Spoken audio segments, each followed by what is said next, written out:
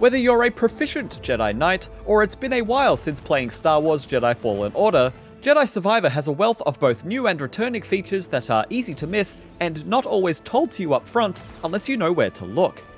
Don't worry, we've spent hours meditating on the ancient Jedi teachings to help you avoid these classic padawan pitfalls. Here are 19 things that Star Wars Jedi Survivor doesn't tell you.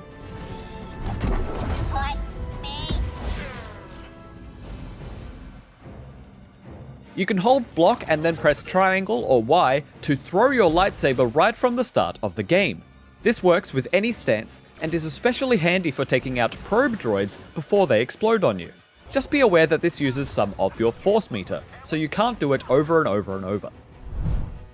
You may remember in Star Wars The Phantom Menace when Qui-Gon Jinn and Obi-Wan Kenobi simply force push a group of battle droids to disable them. Cal can do this as well. The basic B1 battle droids are incredibly weak, and you can often send out a well-timed push to destroy multiple droids at once rather than trying to engage with them and block their attacks. Many enemies you encounter will be able to perform unblockable red attacks. However, if the enemy is susceptible to Cal's force powers, you'll be able to cancel some unblockable attacks by countering with a well-timed push or pull. If an enemy turns blue instead of red, this means they are even more susceptible to a force move like push to throw them off balance.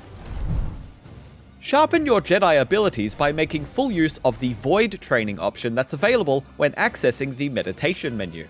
Unlocked when first visiting Kobo, you'll have the chance to learn how to wield your lightsaber and defend yourself from enemy forces in basic and advanced training challenges. These challenges range from attacking, blocking, reflecting and deflecting, parrying, and evading enemy attacks. If you're trying to regain your force meter more quickly, try performing the advanced evade technique by pressing the dodge button at the last moment without moving. This sees you evading enemy attacks right before they land to regain a small amount of your force meter, as well as briefly slow down time around you. This is extremely helpful in encounters that have you facing multiple enemies at once, especially those that are quite challenging, as you'll be able to rebuild your force meter much faster. Tools are not replaceable. You'll likely already know when you're on low health, as the health bar isn't particularly hidden, but another way to know if you're in the red is to look at BD1. The lights on the back of his head change color to match the health bar in a similar way to Isaac Clarke's health bar in Dead Space. When BD's lights go red, you know that you need to heal. Cal is invulnerable as he is casting his slow time ability. That means that you can cast it without fear of being interrupted, allowing you to use the time afterward to get your bearings and reset before pressing the attack.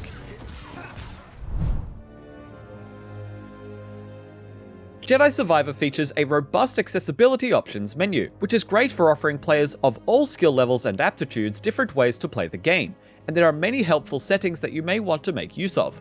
You'll find settings such as disabling fall damage, navigation assist to enable mission waypoints, control scheme modifications, and even slow motion combat options.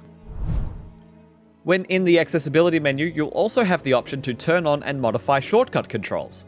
This essentially replaces the default touchpad button on the PlayStation 5 with 4 customizable shortcuts that range from photo mode, holo map, audio ping, slow mode, puzzle hint, and nav assist ping.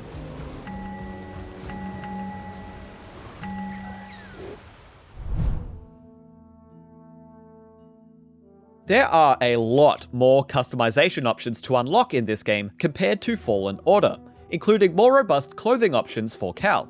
Most of them you can freely swap out colors for with the trigger buttons, but if it says the color options are locked, you'll need to find another chest holding that particular piece's color mods. Some of Cal's beard options allow you to customize the length of his stubble, so if you want to give Cal his more clean-shaven appearance from the first game, this is how you do it. Upon reaching Kobo, you'll begin to encounter these red scavenger droids that hoard valuable materials. They tend to hold the currency of the given planet that you're on, like priorite shards for Kobo, so be sure to kill these droids whenever you encounter them. They'll hide if you try to use the force on them, and they run faster than a mouse droid, so try to approach from behind and toss your lightsaber at them if you're having trouble. Their loot isn't automatically received, so make sure to pick up whatever they drop for you. There's more to rumors than meets the eye, as unlike traditional side quests, most rumors will simply complete after they lead you to places that need to be explored. It'll then be up to you to explore these areas further to uncover their rewards, which usually include cosmetics, force echoes, perks, treasures, and more. As most rumors can be completed without returning to the quest giver, if you want to be thorough, you'll want to make an effort to return to them to unlock additional dialogue. For example, after you complete the Find the Missing Prospectors side quest, the prospector that had you investigating the nearby mine will reveal her true motives when Cal explains his findings. You're back. So, what did you find? Took down the Rancor that was stalking the mines, but I didn't find any prospectors. Completionists will want to be sure to speak to all NPCs until you're out of options. Go on. I gotta focus on sussing out your boy here. With some prompting and persistence, characters such as Scuva and DDEC will provide a databank entry for your efforts. When you're out in the world, remember that accessing the holomap does not pause the game, so be sure to check your surroundings before opening the map, as it'll leave you vulnerable to all incoming damage. At numerous points throughout the game, Cal will have the opportunity to use Jedi mind tricks on people to persuade them and change what they're doing. You do not want to join the Raiders. Gara doesn't want to join the Raiders. You're usually presented with a choice as to what to tell the person, but this choice doesn't seem to affect the outcome of the conversation, so don't be scared to choose the option that you want to pick the most. While enemy databank entries might seem like a novelty at first glance, they do in fact serve a purpose beyond just providing some helpful tips, as each enemy you scan will automatically become unlocked for a tactical tabletop minigame that is added to the second floor of the saloon after completing the Old Pair rumor. This minigame will have you pitting your holotroops against competitors from around the saloon, and winning will reward you with unique material colors, treasures, and more should you beat them. So, the more enemies you defeat and scan, the better your holo chances will be. Come on, double or nothing? In classic Metroidvania fashion, it's never explicitly explained when or how you'll unlock new abilities that can help you open those annoying blocked paths that you'll frequently encounter. Thankfully, without delving too much into spoiler territory, we can confirm that all abilities used to unblock these paths are unlocked solely through main story progress.